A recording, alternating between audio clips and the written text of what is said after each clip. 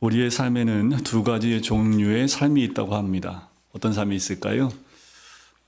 감사의 삶과 불평의 삶, 두 가지 삶으로 나눠진대요. 그래서 이것을 이렇게 표현하더라고요. 감사하는 삶은 즐거운 놀이터이고 불평하는 삶은 전쟁터이다.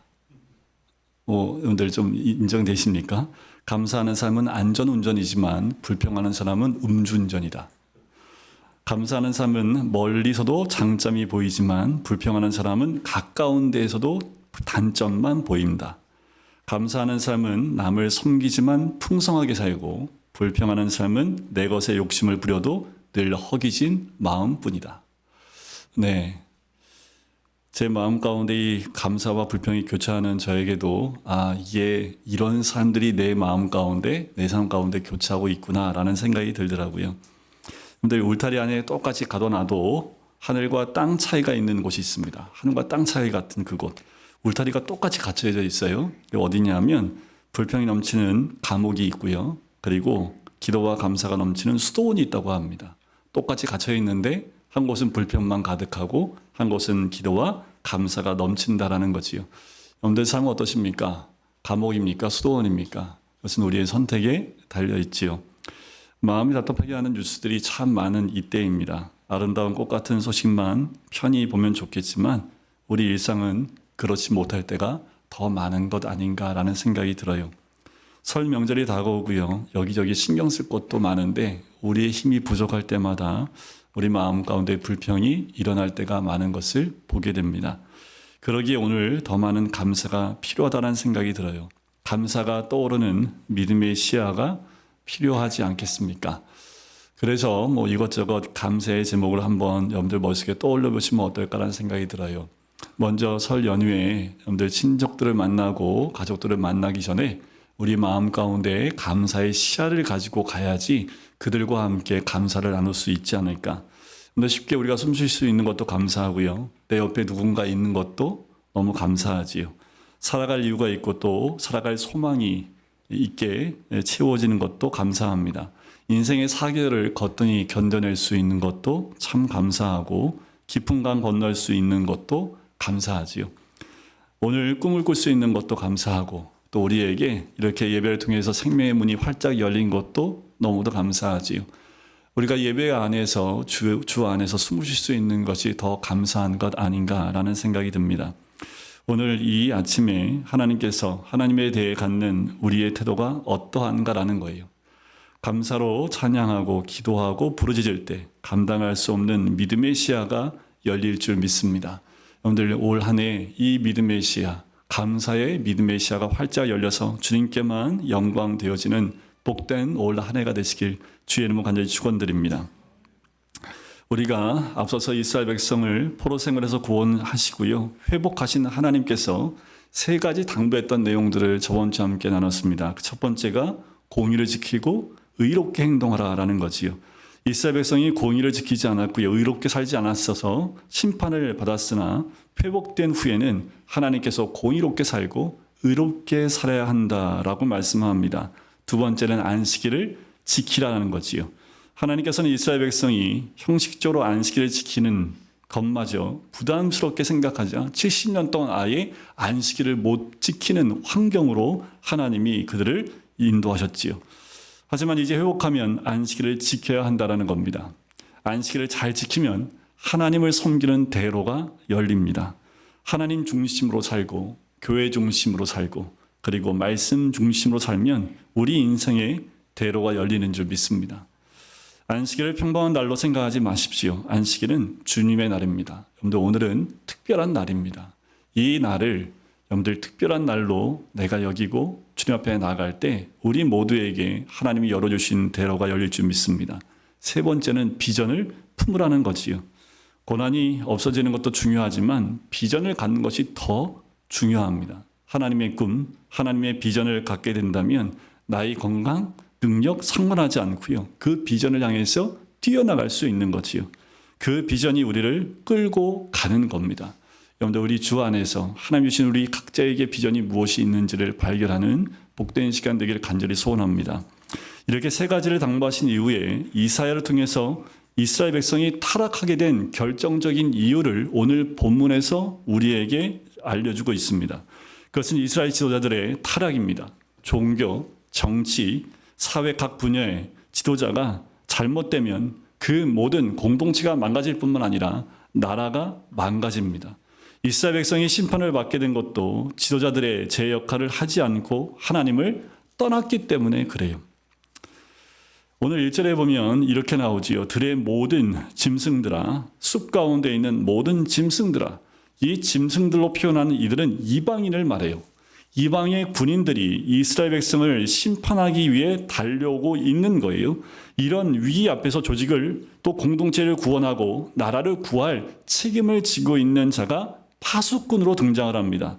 파수꾼이 제 역할을 하지 않고 졸거나 자리를 지키지 않으면 쳐들어오는 적을 막을 방법이 없는 거지요. 그 내용이 10절에 등장을 합니다. 하나님은 이스라엘 백성들의 지도자를 가리켜서 파수꾼이라고 하세요. 파수꾼은 그 시대의 지도자인데요. 파수꾼이 잘못하면 적을 막을 방법이 없어요. 이스라엘 지도자들은 눈이 멀었습니다. 무지했고요. 그리고 분별력이 없었습니다. 그들은 그냥 짖지 못하는 벙어리 개와 같았지요. 매일 누워서 잠만 잤습니다. 영적 상태가 이렇기 때문에 그들은 지도자였음에도 불구하고 백성들의 신음소리, 죽어가는 것을 전혀 눈치채지 못했던 거지요. 그래서 하나님께서 이스라엘 지도자를 심하게 책망을 하십니다. 하나님은 그 리더들을 심각하게 책망하시는데, 여러분들 오늘 중직자 세미나에서 몰라도 어떻게 공교롭게 이 말씀이 딱 저희가 오늘 나누게 됐지요. 교인들보다 목사인 저나 장로님들이나 중직자들을 우리 하나님은 더 주목하여 보고 계시다라는 거지요. 우리의 삶이 힘들고 또 사회가 힘들고 어려울 때 더욱 하나님은 리더들을 중심으로 보고 계십니다. 그들의 역할은 굉장히 크기 때문에 그래요. 만약에 리더인 우리가 눈을 감고 그리고 듣지 않고 말하지 않는다면 우리를 따르는 양떼는 다 죽을 거예요. 하나님께서 우리를 리더의 위치에 세우신 것은 우리 혼자만 살라고 세우신 것이 아닙니다. 백성들을 보호하고 국민들과 교인들을 보호하라고 세우신 거지요. 그런데 그들이 어떻게 했어요? 11절에 보니까 이 잘못된 지도자들의 또 하나의 특징이 등장합니다. 그게 뭘까요? 이 개들은 탐욕이 심하여라고 나옵니다. 바로 끝없는 탐욕입니다. 식욕이 왕성해서 다 먹고도 만족함을 몰라요. 무식하면 조용하면 좋겠는데 자기 길만 고집하고 자기 이익만을 챙기는 거지요. 이것이 잘못된 리더들의 모습입니다. 진정한 지도자는 분별력이 있어야 합니다. 절제할 줄 알아야 하는 거지요. 지도자가 자기 식욕, 자기 이익을 위해 살면 백성들은 죽게 되어 있습니다. 탐욕의 그치를 달리고 외골수, 고집쟁이, 자기 이익만 챙기는 사람은 리더가 돼서는 안 되는 거지요.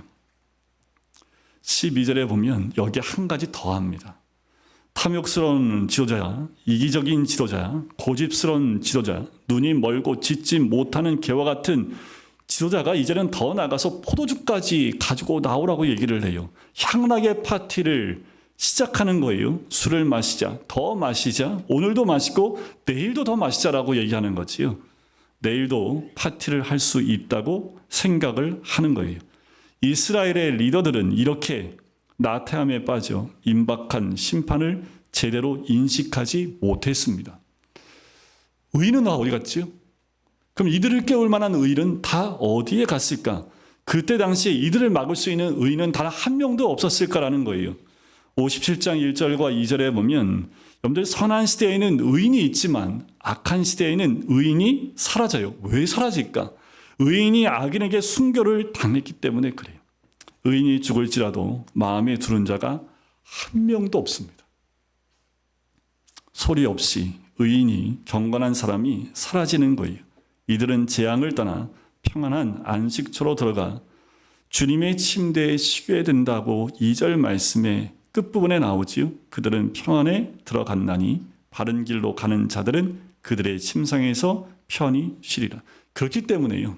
악한 시대에는 아무리 눈을 씻고 찾아봐도 의인이 보이지 않습니다. 이것이 이스라엘의 현실입니다. 이런 저주와 저주의 때에 나타나는 것이 무엇이 나타나냐 하면 반드시 우상숭배가 나타납니다. 우상숭배는 곧 그 시대의 절망과 좌절과 파멸을 의미해요. 우상숭배는 그냥 재미로 웃음으로 넘길 수 있는 것이 아닙니다. 우상숭배는 그 시대를 파멸시키고 정신적, 민족적 파멸을 가져오기 때문에 그래요. 우상숭배가 만연하면 나타나는 몇 가지 증상이 있습니다. 여러분들 가만히 보세요. 이 증상들이 이때 이스라엘 민족에만 있는 건지 아니면 이 시대에 살고 있는 우리 시대에는 없는지 한번 점검해 볼 필요가 있습니다. 먼저 미신이 판을 쳐요. 이스라엘이 멸망하기 전에 골짜기, 산 꼭대기에도 신당이 들어섰습니다. 그리고 성적 타락이 판을 치게 돼요. 우상숭배는 반드시 무엇을 몰고 오냐 하면 성적 타락을 몰고 옵니다. 우리 시대가 성적으로 타락한 것은 세상이 우상숭배에 빠졌기 때문에 그래요. 또한 독재자가 나타나게 됩니다. 사람들이 물질을 숭배하기 시작을 해요. 여러분들 이 시대를 가만히 보면 이스라엘이 타락하여 멸망 직전에 있었던 그때와 다르지 않는 모습 아닙니까? 이런 현상은 오늘날 우리 사회에도 있어요. 젊은이들, 특별히 언론들이 이 점치고 우상을 섬기는 것을 너무 문화적으로 바꿔버립니다. 여러분들 TV 프로그램에 보면 무속신앙을 갖고 있는 한 여인이 나와서 일반 남자와 만나서 미팅하는 장면이 나오는데 이런 것들도 TV에 그냥 나와요. 언론에서 미신적인 부분들을 그냥 다 노출해서 모든 사람들, 특별히 젊은이들의 그 영적인 혼돈을 갖고 오는 이 시대를 봅니다. 그렇게 혼돈스러워지면 어떻게 될까요? 이 영이 무너지면 육적으로도 다 무너지게 됩니다. 성적으로 타락하게 되는 거지요. 독재자가 등장하고요. 사람들은 물질의 모든 것을 다 올인합니다. 물질만이 나의 살 길이라고 생각한다라는 거예요.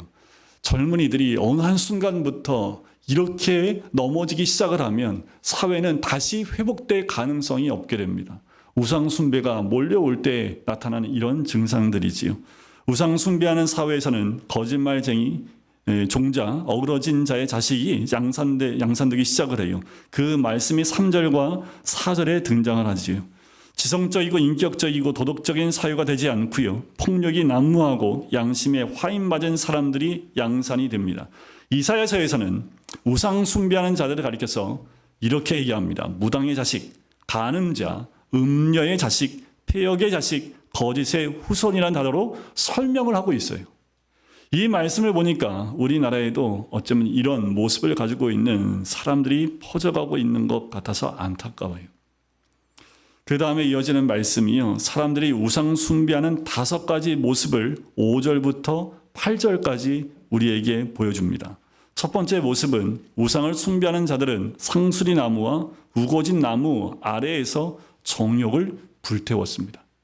두 번째는 제사를 드릴 때 자식들을 잡아서 제물로 드렸습니다.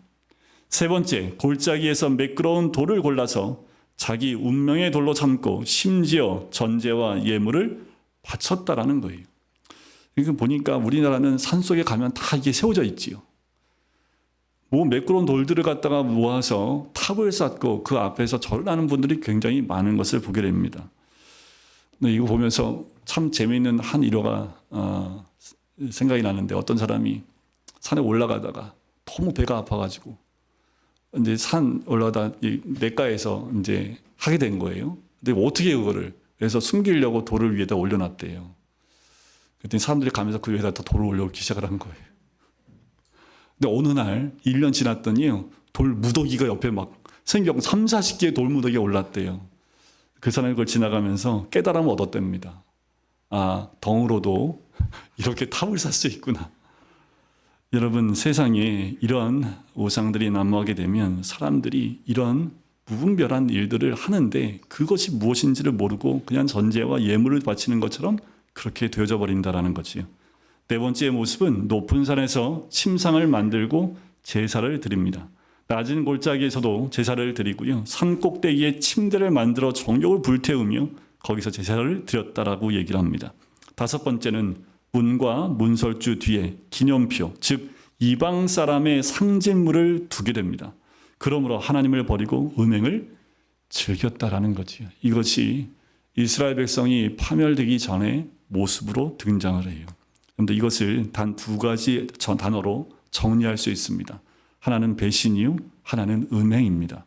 오늘 우리 시대가 가지고 있는 정신적 특징도 이것이지요. 우리도 모르는 사이에 서서히 음란의 바다에 빠지고 있습니다. 정신을 바짝 차리지 않으면 유튜브나 여러 가지 우리 젊은이들 틱톡이나 여러 가지 그 화면을 통해서 모르는 사이에 우리 아이들이 성적으로 너무 많이 노출되어 있는 것을 보게 돼요.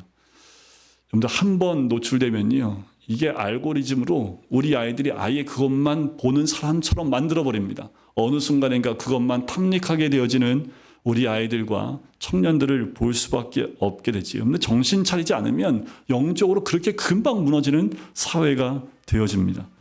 배신의 술잔을 들고 있지요. 자기도 모르는 사이에 문화라는 이름으로 우상을 숭배하고 있는데 몰라요. 그게 우상 숭배인지도 모르고 문화처럼 여기고 있다라는 거지요. 이것은 하나님의 심판이 임박했다는 사인입니다.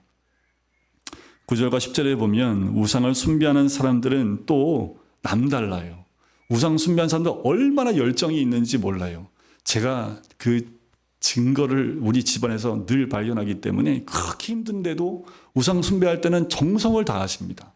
정말 힘들어 죽겠는데 힘은 어디서 나셨는지 모르겠는데 음식 장만하시는 거 보면 그 힘이 정말 어마어마합니다. 정말 누워서 못 일어나시는 분이 우상 숭배하기 위해서 뭔가를 준비한다고 하면요, 모든 힘이 다 솟아나는 것 같아요.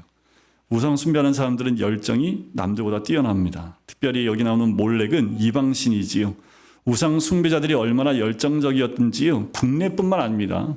해외에 가서도 우상을 숭배했던 거지요. 우리나라 젊은이들이 주로 많이 점치는 게 뭡니까? 해외에서 들어왔지요. 이제 우리나라가 해외로 진출하기 위해서 문화적으로 막 영상 만들어서 해외로도 나가고 있더라고요. 우리나라는 점집이 그렇게 해외로 나가고 있고, 해외에서는 우리나라 뭐가 들어왔어요? 우리 젊은이들 타로가 들어와서 그냥 젊은이들 이렇게 가면서 타로 그냥 들어가요. 타로로 점치는 게 그냥 아무렇지 않게끔 되어져 버리는 그 문화가 되었다라는 거지요. 여러분들 이런 것들이 우리 젊은이들, 특별히 여러분들 안 믿는 청년들이 그런 것보다 우리 믿음의 자녀들이, 다음 세대들이 여기에 너무 편하게 노출되어서 거기에 들어가는 것에 대해서 걸림이 없이 그냥 들어가는 모습을 보게 돼요. 우상이 내게 활력을 주어 피곤하지 않다라고 말하는 거예요. 마귀도 사탄도 이 세상도 예수님을 믿는 사람과 정반대의 일을 합니다. 정반대 일을 하는데 세상 사람들이 너무나 정열을 다해서 그 일을 해요. 그렇다면 우리가 예수님을 섬기는 우리들은요, 반대로 주를 위해서 열정적으로 더 섬겨야 되지 않겠습니까?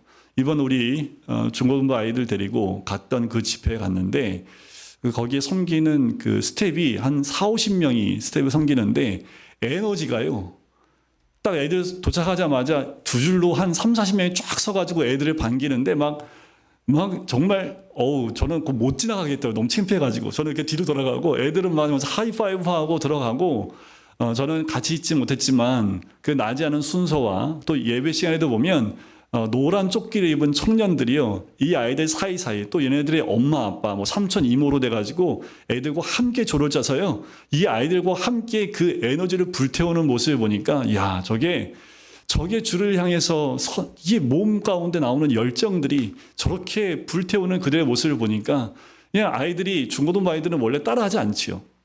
원래 잘 말도 안 듣잖아요. 근데 옆에서 막 하니까요, 그냥 덩달아서 하는 우리 동주의 모습을 보고, 우리 은서를 보니까, 여러분들 사진을 제가 나중에 한번 볼게요. 은서가 앞에 나가서 이거 그루브 말고 춤추고 하는 모습이 사진에 그대로 찍혀 있어요. 박제처럼. 애들이, 우리 애들도 저렇게 뛰는구나, 찬양할 때 하는 모습이 보이더라고요. 세상에서 우상을 향하는 자들만 열정이 있는 거 아닙니다. 주를 향한 열정이 있으면 움직이지 않은 애들도요, 뛰면서 찬양할 수 있는 열정이 우리 안에서 성령의 역사가 일어난다는 거지요. 여러분들 이것이 다음 세대에게만 주어진 특권입니까? 그렇지 않아요. 여러분들 우리가 주 안에서 주님을 섬기는 마음이 있으면 끝난 게 아니라 그 열정은 우리를 다시 일으키는 큰 은혜가 있을 줄 믿습니다. 자, 성경을 보면요, 의인이 있고 악인이 있어요. 그리고 복이 있는 사람이 있고 저주를 받는 사람이 있습니다. 그러나 우상을 숭배하는 사람, 악인의 길은 결국 멸망을 하게 됩니다. 예수님은 우리의 영원한 구주이십니다. 예수님은 우리의 영원한 희망이십니다. 우리 13절 말씀 마지막 절인데 13절 말씀 가운데 회복의 말씀이 있기에 우리 한번 같이 읽어보도록 하겠습니다. 13절입니다. 내가 부르짖을 때에 내가 모은 모든에게 너를 구원하게 하라. 그것들은 다 바람에 날려가겠고 기운에 불려갈 것이로되 나를 우려하는 자는 땅을 차지하겠고 나의 거룩한 산을 기업으로 얻으리라. 예수님은 우리의 영원한 구주이십니다. 희망이십니다. 세상을 따라가지 말고 예수님을 따라가십시오. 우상을 숭배하지 말고 하나님 말씀을 따라가십시오. 그러면 우리는 흔들리지 않고 영원한 축복을 누리게 될 것입니다. 이사야의 예언의 말씀이 지도자를 향한 엄한 경고임을 깨달아야 합니다. 우상을 숭배하는 자들을 향한 무서운 경고의 말씀이지요. 우리 자신을 돌이켜 잘못된 지도자의 길, 우상 숭배의 길을 가지 말고 영원한 하나님 아버지의 인도함을 따라 가야 되는 것. 바로 그것이 우리가 가야 될 길입니다. 우리 중직자 여러분, 우리 다음 세대들과 우리 청년들을 위해서 우리 중직들이 해야 될 역할들이 있습니다.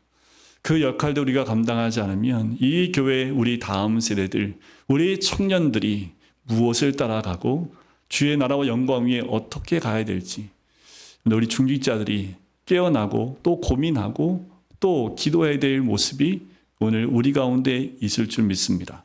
그냥 그렇게 신앙생활이 아니라 우리 중직자에게 맡겨준 사명이 있습니다. 그리고 오늘 중직자 세미나 가운데 그 내용들을 나누고 중직자가 힘을 낼 때 우리 청년들과 다음 세대가 우리 중직들을 보며 신앙 가운데 도전을 받습니다. 이 젊은 세대가 밖에서 도전받는 것이 아니라 우리 교회 안에서 리더들을 보며 도전받고 함께 하나님의 나라와 영광 위에 또 하나님의 나라를 세워가는 우리 모든 성도님들과 우리 다음 세대 되시기를 주님의 이름으로 간절히 축원드립니다.